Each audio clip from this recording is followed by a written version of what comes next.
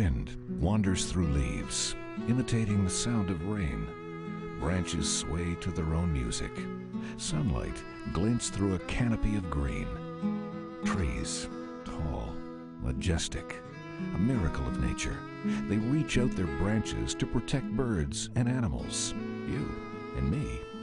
Krista, our queen of green, visits a beautiful, diverse forest only minutes from Halifax, Nova Scotia, to learn more about the importance of having a natural forest like this so close to the city. Wherever she goes, everybody knows she's a woman of renown. It's all above the ground. That's her sister Krista. Have you heard about her, mister? She's the queen of green, if you know what I mean. A royal, you know what? She'll kick you in the butt if you don't keep things green. You'll know what I mean. I'm from the birds and the bees, in the forest for the trees. She's a woman of renown. It's all above the ground for her sister. So, Krista, have you heard about her, mister? She's the queen of green.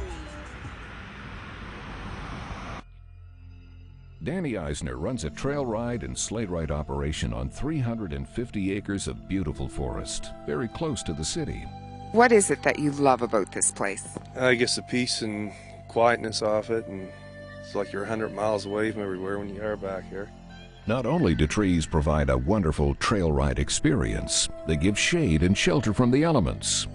More importantly, they remove carbon dioxide from the atmosphere and help produce the very air we breathe. Without forests, we would cease to exist.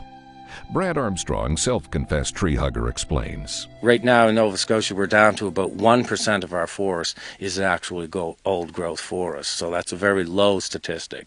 You can't go much lower than 1%. I think the average person thinks we have lots of trees, we have lots of greenery, and I think that when you put it in perspective of statistics, it's a little overwhelming. When you travel down the highway, you do see lots of trees, and you know, the companies are very good at going in and cutting a road in and then doing their big clear cuts in back of those ribbons of trees along the highways. But when you go up in an airplane, it's a little different. That'll give you a real taste of what's going on, and then you'll see huge areas that have been cut over. Most of the forest cover now we're covered with about 40 to 50-year-old forest in Nova Scotia, and that is only habitat for certain species like rabbits and squirrels and things like that.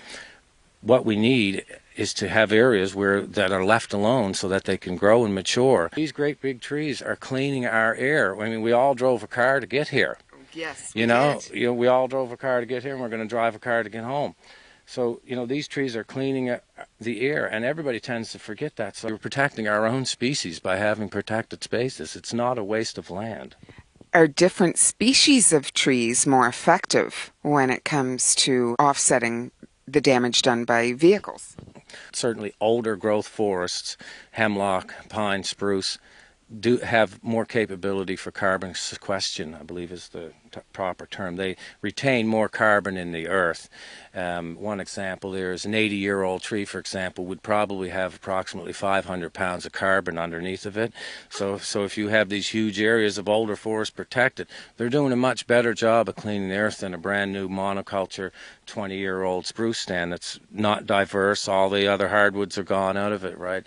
So that's another reason to leave some spaces, you know, not to mention Nova Scotia has 50 endangered or seriously threatened species, you know, like the mainland moose, the greatest beast in all of our Acadian forests. He's endangered.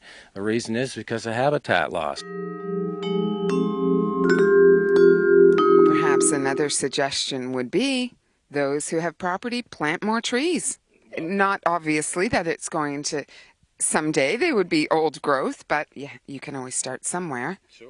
You could plant trees, or you could just leave the trees that are there too. Like a lot of times people cut forests down because they think that they have to, or they're being told that they have to, you know, because there's some dead trees in the middle of the stand or something. Well, a lot of times that's natural too, depending upon the species. But I wish we could somehow share the smells too that we can smell. It's just, it's nice at this time of year, the decomposing leaves and so on, the wild smell. Yeah, it's nice. It always makes me think for all those folks who, you know, buy their aromatherapy. They can't come close to the real deal. No. This is really quite spectacular.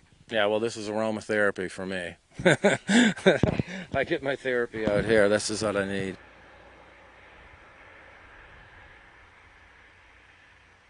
commonly misunderstood by an ignorant public, forest clear-cuts are a highly beneficial byproduct of the war against arboreal infestation. Not only do they remove potential fuel for dangerous and destructive forest fires, they also reduce habitat for annoying insect pests, help birdlife conserve energy by eliminating detours around vertical obstacles, allow predator and prey to see each other at much greater distances, and help Mother Nature rearrange her landscape by facilitating mudslides and soil erosion. And benefits aren't limited to non-sentience. Campers often remark on the big sky effect of a view unobstructed by too much foliage. Equally popular is the peace of mind that comes with not having to worry about children falling out of high branches, a safety boon to both those in the trees and those passing below. Despite these and other advantages, clear-cutting suffers from an unflattering public image. But as an experienced forestry worker might ask, would you tell your barber to only trim every fifth hair? For more spin, contact the Council for Environmental Re-Education, a nonpartisan organization generously funded by the National Committee for Improved Industrial Public Relations.